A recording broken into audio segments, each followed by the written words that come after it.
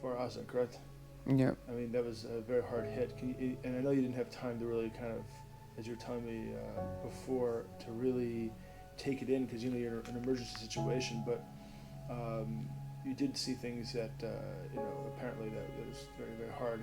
Can you tell me the type of emotions that were just going through you when you saw the type of stuff that unfortunately there's a lot of people in the Western media questioning whether this even took place, and from your mouth to their ears, what are the types of things that you saw as a first responder that they should hear?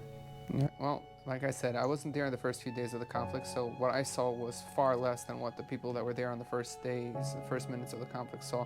And the descriptions that I've heard from those people, shock me to my core, but nothing prepares you for seeing it in real life.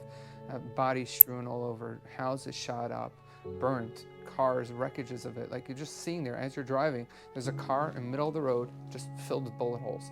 Right, blood stains. There's no words to describe how you feel. The emotions as you're treating patients and rockets going off over your head.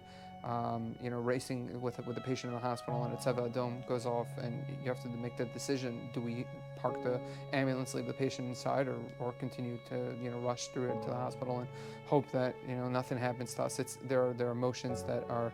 It's hard to fathom the types of scenarios that we have to be put through.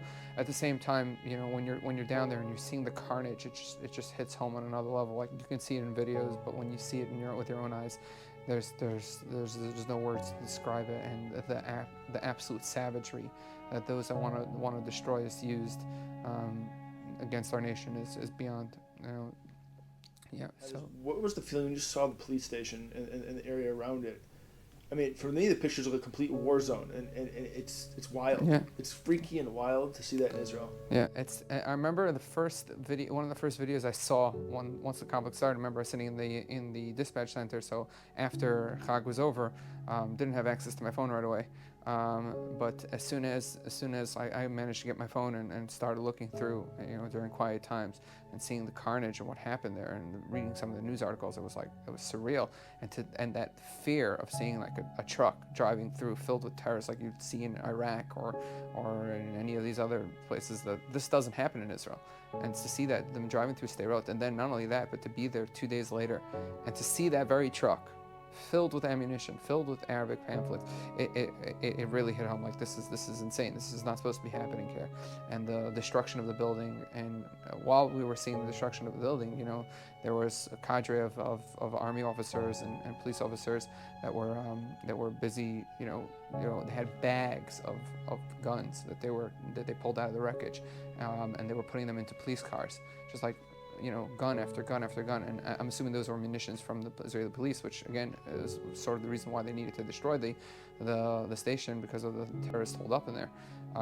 But the outcome could have been far worse. So it's insane to think about that such a thing could happen. Like it's always like you always think that they can shoot rockets at us, but this is not something that will ever happen.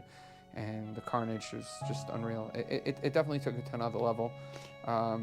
Seeing dead bodies is unfortunate, but it's something that you know to expect that. But to see it was surreal when driving through Sderot and just seeing cars left in the middle of the road, cars that tried to escape and then that hit poles as they were shot out, as the terrorists just shot the drivers. It's just something that there's no words.